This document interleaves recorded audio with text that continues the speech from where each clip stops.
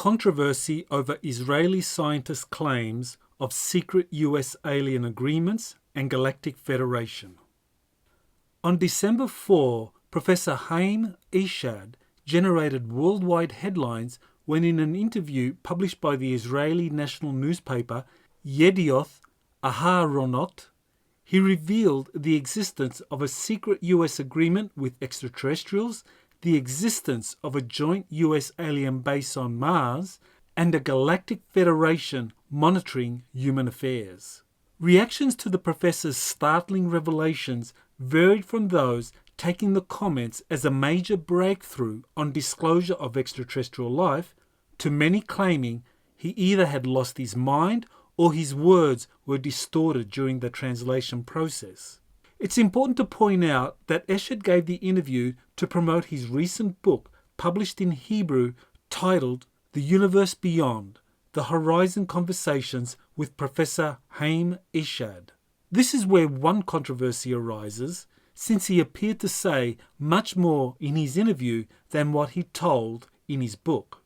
Here's the crux of what the professor had to say according to an extract of the interview translated into English that was published by the Jewish press on December 5, which set off the worldwide controversy. Quote, "The UFOs have asked not to publish that they are here. Humanity is not ready yet. Trump was on the verge of revealing, but the aliens in the Galactic Federation are saying, wait, let people calm down first. They don't want to start mass hysteria. They want to first make us sane and understanding. They've been waiting for humanity to evolve and reach a stage where we will generally understand what space and spaceships are.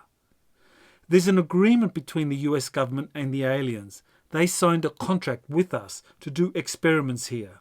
They too are researching and trying to understand the whole fabric of the universe, and they want us as helpers. There's an underground base in the depths of Mars where their representatives are, and also our American astronauts." End quote. Anticipating that some would conclude that he had lost his mind in making such comments, the professor, who is also a former brigadier general in the Israeli Defense Force, the IDF, added for good measure, quote, "If I had come up with what I'm saying today, 5 years ago, I would have been hospitalized. Wherever I've gone with this in academia, they've said the man has lost his mind. Today, they're already talking differently. I have nothing to lose. I've received my degrees and awards. I'm respected in universities abroad, where the trend is also changing." End quote. Support for Professor Eshed's continued sanity comes from former colleagues such as the current head of the Israel Space Agency, Dr. Isaac Ben Israel, also a former IDF general, who says that Eshed has, quote, "been talking about aliens for decades and it never compromised his academic integrity," end quote. Ben Israel's admission is vitally important since it shows that Eshed's beliefs about alleged alien contacts and joint agreements with the US have evolved over decades during much of his professional life and not a post-career flight of fancy as contended by some. Other former colleagues, such as Dr. Dan Blumberg, the current head of the Earth and Planetary Image Facility at Ben-Gurion University, says that the extraterrestrial topic is an important one that Eshed is more than qualified to cover it authoritatively. Other former colleagues, such as Dr. Dan Blumberg, the current head of the Earth and Planetary Image Facility at Ben-Gurion University, says that the extraterrestrial topic is an important one that Eshed is more than qualified to cover authoritatively, but not as appears in the original Yedioth article. Quote, "I know Haim Eshed well and have enormous respect for him. It's a viable and legitimate discussion, but it has been taken to a completely bizarre place by the article." Blumberg's position is similar to many in that Eshed's views were either mistranslated or embellished in the original December 4 article. But were they? What's important to keep in mind in finding an answer is that the Yedioth Aharonot interview follows the traditional question and answer format, interspersed with the interviewer's commentary. The commentary sections involve the interviewer applying Eshed's views to contemporary developments, which might raise the possibility of mistranslation or embellishment. However, these commentaries are followed by the professor's own words in answering a succession of questions about UFOs, extraterrestrial life, and secret agreements, all done in the Hebrew language. I did a Google Translate of the Yedioth interview into English and found Eshed's responses to questions where he addressed the issues of US alien agreements, a US base on Mars, and a Galactic Federation monitoring human events. I was able to confirm that his responses through Google Translate closely matched what was written in the Jewish press story and other Israeli news outlets such as the Jerusalem Post and the Times of Israel in their English language articles. While I'm not proficient in the Hebrew language, nor does Google Translate do justice to what Eshed is saying, there is nevertheless consistency in the quotes attributed to him by these three independent Israeli news sources with the translation of the professor's own words by Google Translate. Each Israeli source discussed the radical implications of what was said rather than raise problems of embellishment or translation. Clearly, the writers for each Israeli source read the original Yedioth interview to get the gist of what Eshed was saying in his own words. What was subsequently published in Israeli news sources are therefore accurate translations of what Professor Eshed actually said rather than embellishments or distortions as suggested by leading UFO researchers such as Britain's Nick Pope. He told NBC News, quote, "Either this is some sort of practical joke or publicity stunt to help sell his book, perhaps with something having been lost in translation, or someone in the know is breaking ranks." End quote. Having eliminated translation or embellishment problems, then is Eshed breaking ranks and revealing long-held secrets, as Pope suggests? For an answer, we need to consider Eshed's background, as revealed by WikiLeaks and other sources.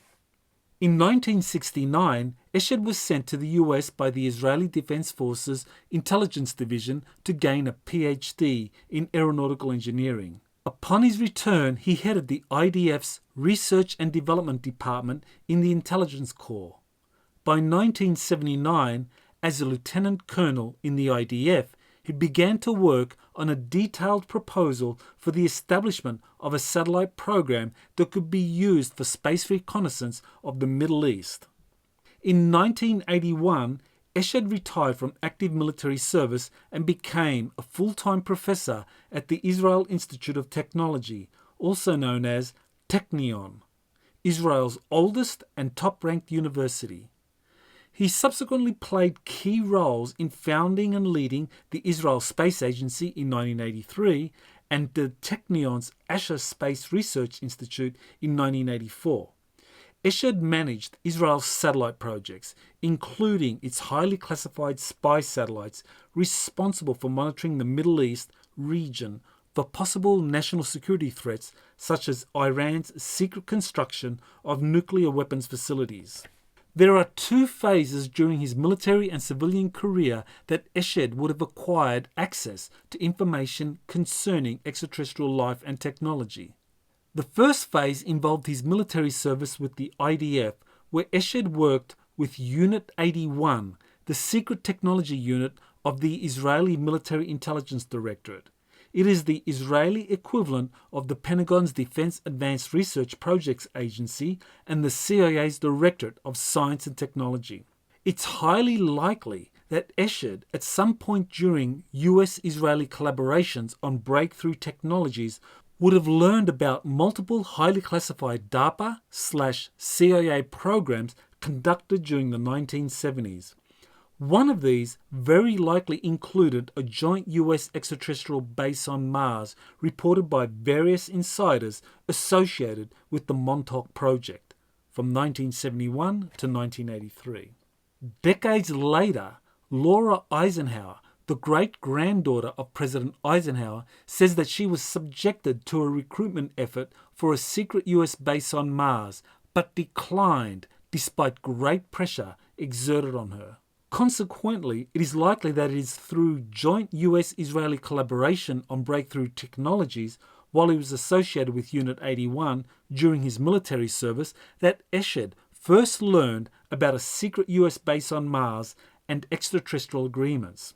During his subsequent civilian career from 1981 to 2010, Eshed no doubt continued to work closely with his peers from DARPA and the CIA on breakthrough technologies while he focused on space surveillance technologies for the IDF.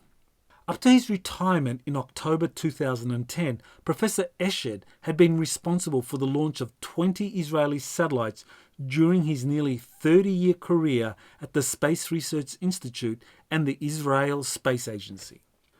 During his command of Israel's spy satellite program, he now worked closely with US peers from the National Reconnaissance Office, which runs spy satellites and is jointly run by the Pentagon and the CIA. It's during joint intelligence sharing between the NRO, CIA, and the Pentagon's National Security Agency, the NSA, with the IDF, Israel Space Agency, and the Space Research Institute that Eshed presumably learned a lot more about highly classified US programs concerning UFOs and extraterrestrial life that he first learned about while working for Unit 81. According to Dan Sherman, a 12-year veteran with the US Air Force from 1982 to 1994, the NSA ran an electronic communications program called Project Preserved Destiny with extraterrestrials that relayed details about abducted humans that returned to their pickup locations unharmed and with memories wiped. Sherman's testimony matches what Professor Eshed and others have said about US extraterrestrial agreements and genetic experiments. As for Eshed's revelations about a galactic federation monitoring human affairs and deciding that humanity is not yet ready for open contact, this is clearly a highly controversial claim. There have been many claims of an extraterrestrial federation, confederation, or alliance monitoring human affairs and regulating multiple alien visitors' activities to our world. The earliest reference goes back to 1952 when the famed contactee George Van Tassel claimed to be in communications with the Ashtar Command, which was deemed to be part of a wider galactic federation that requested the US abandon research into thermonuclear weapons.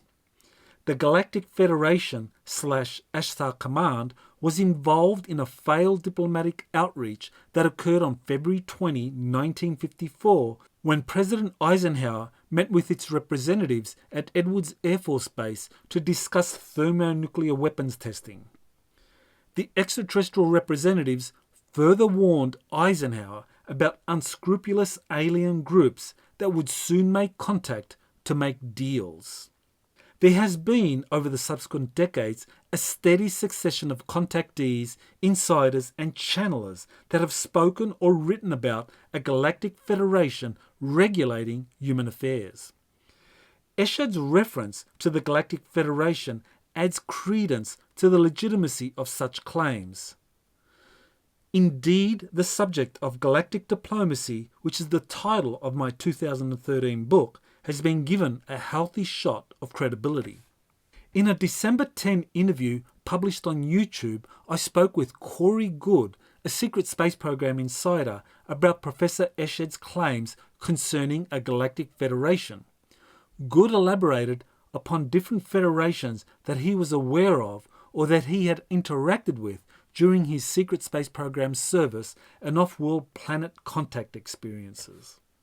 As for the claim that the Galactic Federation asserts humanity is not yet ready for open contact due to our lack of technological development, there are a few ways to interpret this. One may be that our overall technological level of development needs to be closer to a Type 1 status civilization according to the Kardashev scale. This is where the majority of humanity's energy needs to come from planet-wide energy generating systems. This would require humanity moving away from non-renewable fossil fuel sources to electromagnetic or other planet-wide energy systems.